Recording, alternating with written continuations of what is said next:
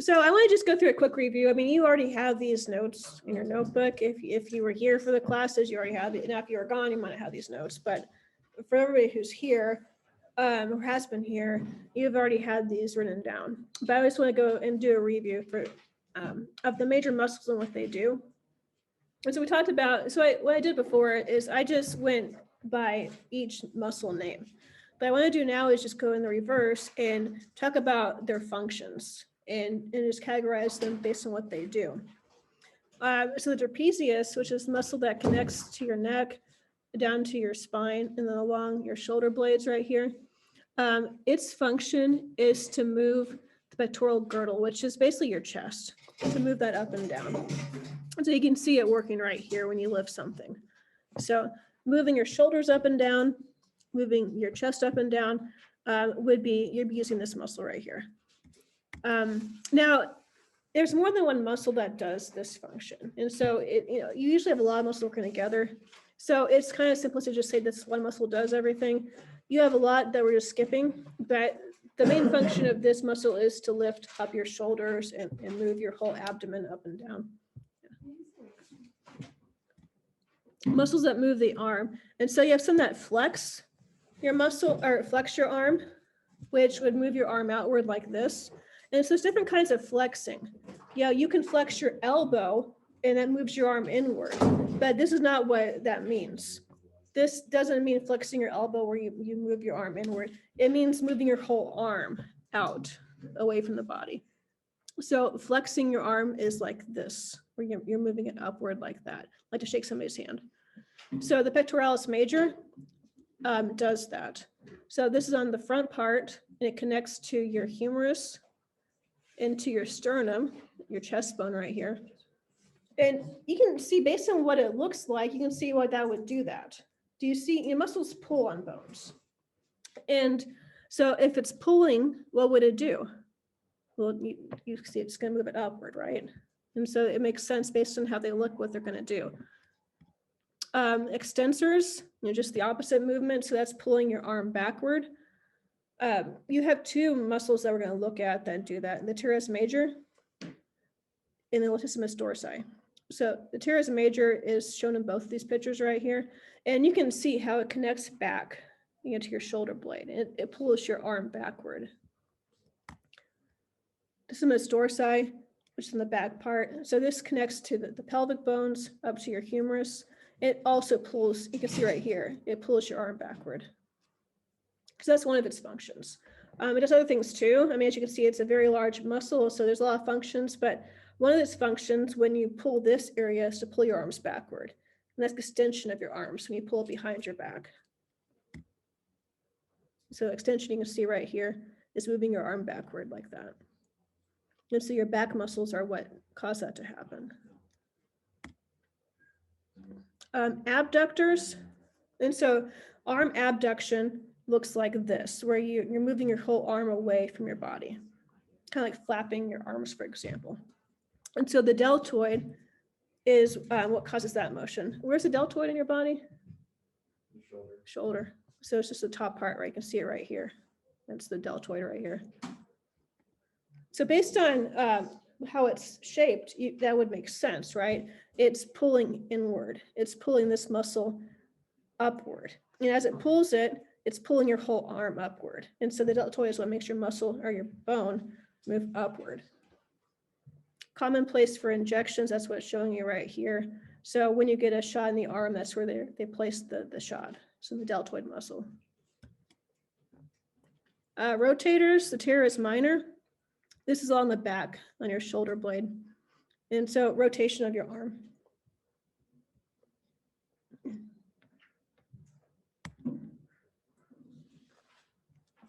And the adductors, there's two of them. You have one on the front and one on the back.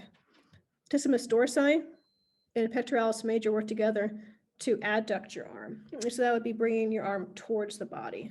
And so abduction, pulling the arm upward, adduction, pulling the arm back down. And so that would, you can see based on what it looks like in here, why that would happen. These both pull the arm bone downward. So they work together to do that. So these have several different functions. That's one of the functions of these muscles. Moving on to elbow flexion. And so this would be flexing the elbow. And so when you're pulling your arm upward in this orientation, that's flexing the elbow. There's several muscles that do this, but the major ones, biceps brachii and brachialis. So that's the biceps, goes along the humerus, connects up to the scapula, and it goes down to your forearm.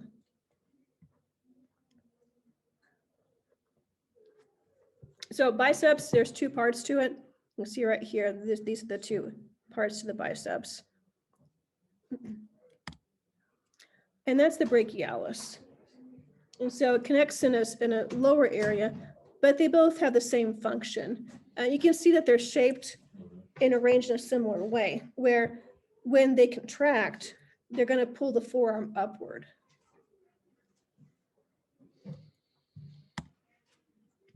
The extension would be on the back part, your triceps. It's an extender. And so this is your elbow right here, the ulnar area. So your ulna is what creates your elbow. And you have the radius right here.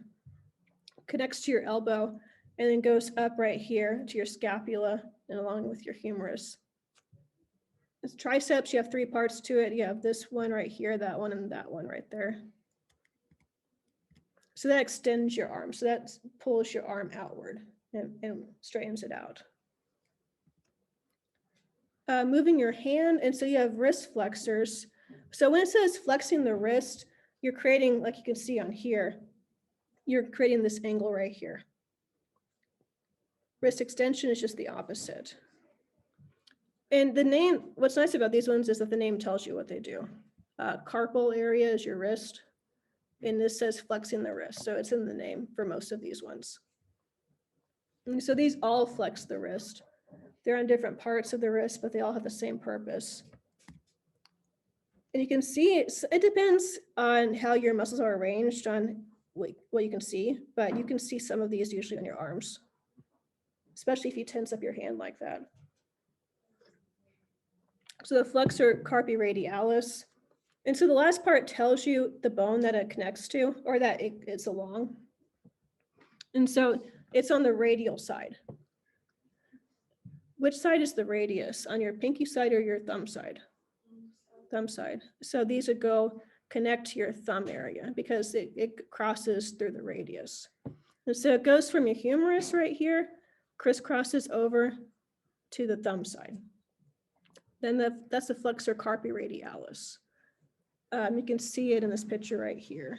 And then flexor carpi ulna, or I can never pronounce this one, ulnaris, that is on your ulnar side, which is your pinky side. And so that would be the next picture. Wait, do I have that one? Oh yeah, here we go. So this one right here, I can see that connects on the ulnar side. And that's also on here, right here. And then the palmaris longus, I mentioned this earlier. It's on your book, so don't worry about memorizing this one. But it's interesting because about 15% of people don't have this one. And so you can have either one tendon or two or none. And so it just depends on your genetics, whether you have two or one. And there should be a picture that shows none, but I'm not seeing it in here. But some people just don't have any. I just lost it now. Here we go. So but there's not really much of a purpose to it. I mean, it can give you slightly better grip, but it really doesn't make you have much of an advantage. The only reason why you really would want it would be if you need to get a tendon grafted on. So if you were to have muscle injury or tendon injury and you need to replace that tendon, then it's important to have, because then you can take out this tendon right here, which you don't need, and graft onto the tendon that you do need. But besides that, it's not really important to have it.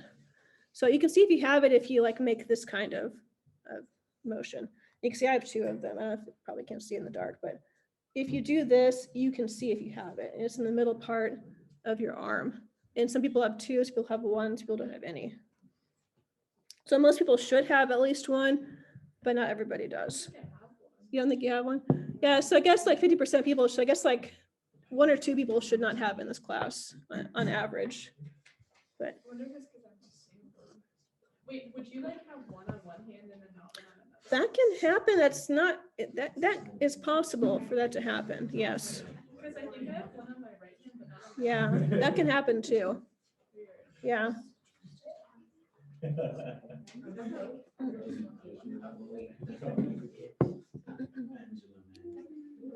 But that one, again, that's not in your book, so don't have to worry about memorizing that one. And then another muscle, flexor digitorum superficialis. And so again, the name tells you what it does. So it also flexes your fingers, like what you can see right here. Flexing your fingers looks like this, where you're making this claw shape. But it also flexes the wrist. And so it has two functions. It flexes the fingers, it also flexes the wrist. And then they also have extensors, which is the opposite. So we had flexors on the other page, but now the extensors do this motion right here. And so again, the name tells you what they do. So these extend the wrist. Extensor carpi radialis goes along the radial side. So this is actually now on this side. So you had the palm side, which are your flexors, but now we're looking on the other side. We're looking at the top part of your arm.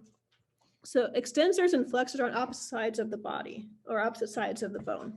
So the flexors are on the palm side, extensors are on the other side. So radialis again goes along the thumb side.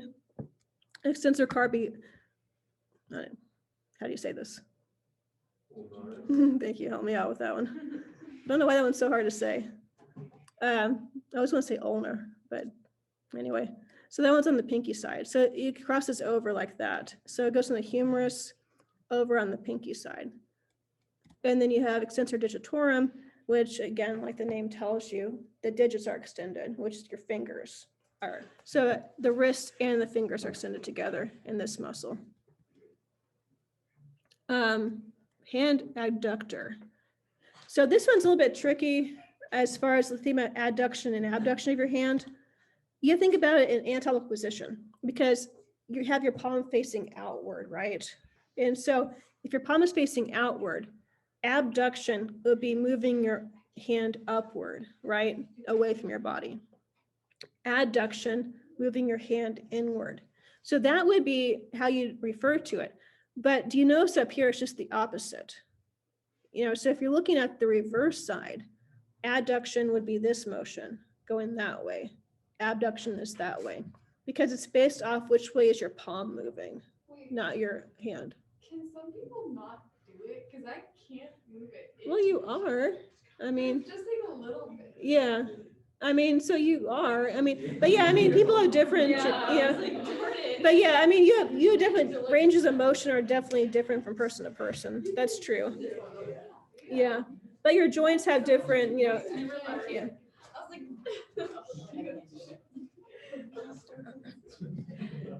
it's like kind of hard not to guess. Yeah.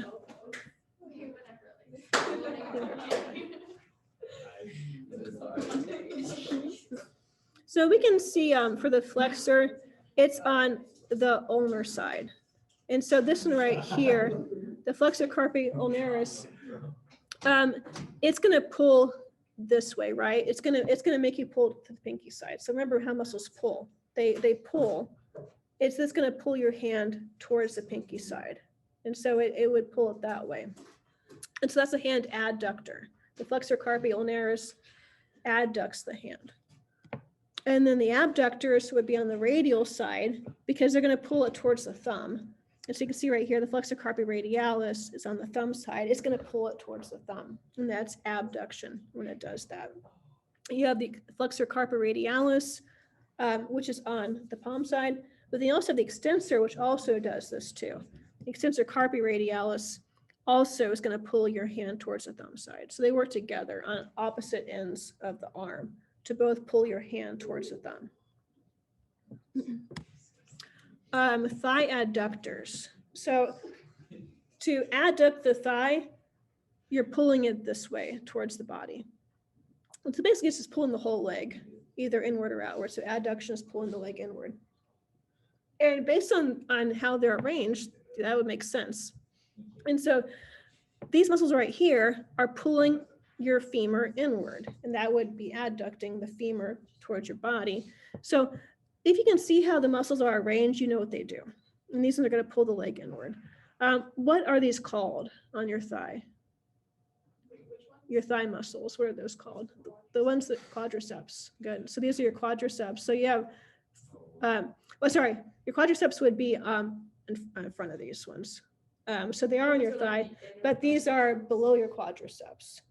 So these ones are just called the adductor group. So the quadriceps would be on top of these ones, which you're not seeing. But these ones right here, all 5 of these work together to adduct your thigh. They're going to pull your thigh inward. So on the test, just memorize the adductor muscles. You don't have to memorize each of these ones individually, like the gracilis, the adductor brevis. Just memorize the adductor muscles. So again, the name tells you what they do. They pull the thigh inward. And then to abduct the thigh, which would just be the opposite, moving the leg outward, gluteus medius is what pulls your thigh outward. And again, looking at its position, that would make sense. If it pulls up on the femur, it's going to kick your leg outward. And so it goes along your ilium, which is this hip bone right here, to your femur, and it pulls up your femur and abducts the whole leg.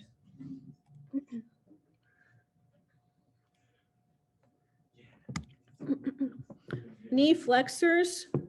So flexing your knee looks like this. You're bending your knee inward. 3 muscles do this, your hamstrings.